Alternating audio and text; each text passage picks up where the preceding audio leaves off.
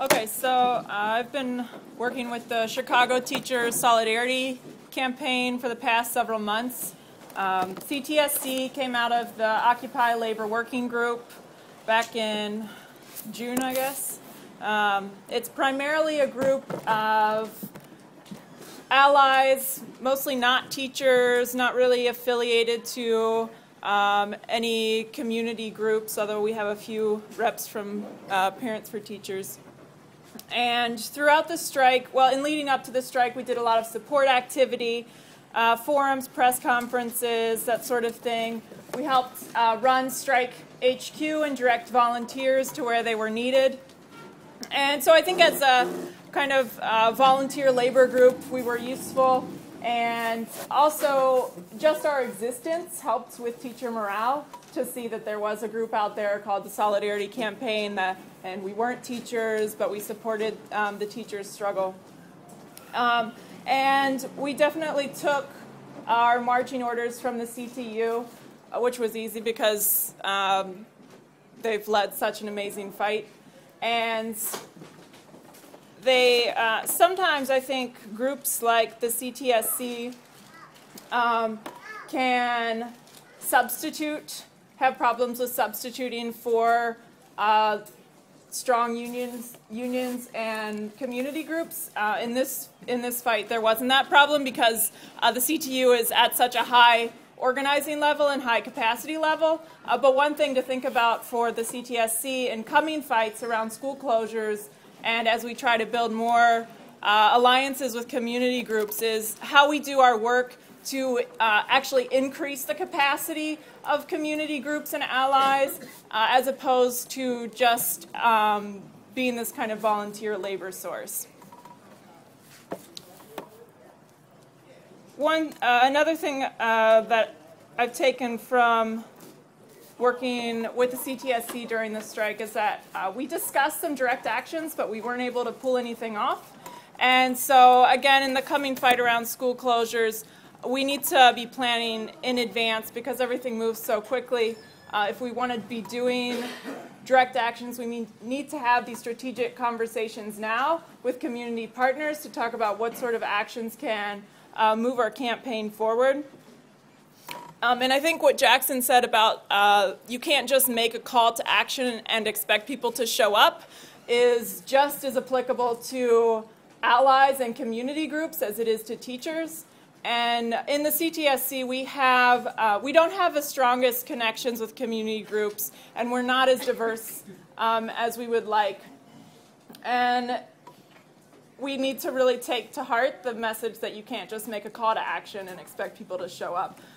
There has to be other kinds of outreach work to make the room more diverse and build these, reach deeper into the rank and file of unions and reach deeper into communities to bring out those folks in the fight for public education.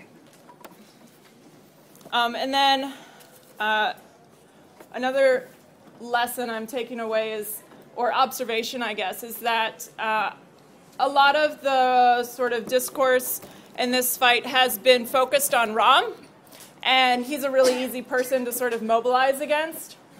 But just like how the anti-war movement was focused on Bush, and then when Bush left, there was sort of a decline in the movement, it's equally important for our movement to think we'll be fighting when Rahm is not in office anymore, and we need to be ready for that moment so we're not destabilized and disempowered by when Rahm leaves office. I mean, the fight around corporate education began before Rahm was in office, and it will continue after he leaves office. So we need to be laying the groundwork for that now, to not just make it all about Rahm.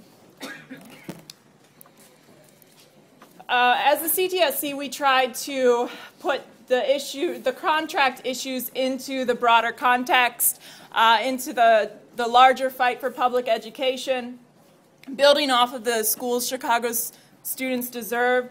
We talked a lot about class size, rich curriculum, but in the process, I think we did end up sidestepping a little bit teacher evaluation and merit pay. and really educating the public on what those issues are about. Because ultimately, where there were big wins in the contract was around forcing the board to change their teacher evaluation scheme and forcing merit pay off the table. But we haven't really laid the groundwork for the community and general public to understand why those are wins in the fight against corporate education. So I think that's important, that if the sort of general public can understand this thing called TIFs and really grasp that kind of tax scheme, they can also understand the complex nature of teacher evaluations. And so if I could see something like a dissertation on teacher evaluation, on professional development, on these issues like merit pay that are really complicated and difficult to talk to the public about, to put forward a plan that really breaks those things down and respects teachers as professionals, that's something that the public is looking for. They're looking for an alternative to what's put forward by corporate ed reformers. And I think going forward that we could consider providing that. Finally, the other thing I wanted to address is that part of the Schools Chicago Students Deserve is also related to curriculum and pedagogy, and not just school facilities, and not even just the presence of things like arts and physical education, but actually thinking about how the union can take a leading role in liberatory, anti-racist, culturally responsive curriculum in our schools. That we should be looking at things like the Mexican American Studies program in Tucson and figuring out how the union can take that model and try to at least put it forward as here's what should be happening in our classrooms, and attempt to emulate it. So I'm going to let Matthew take it from here.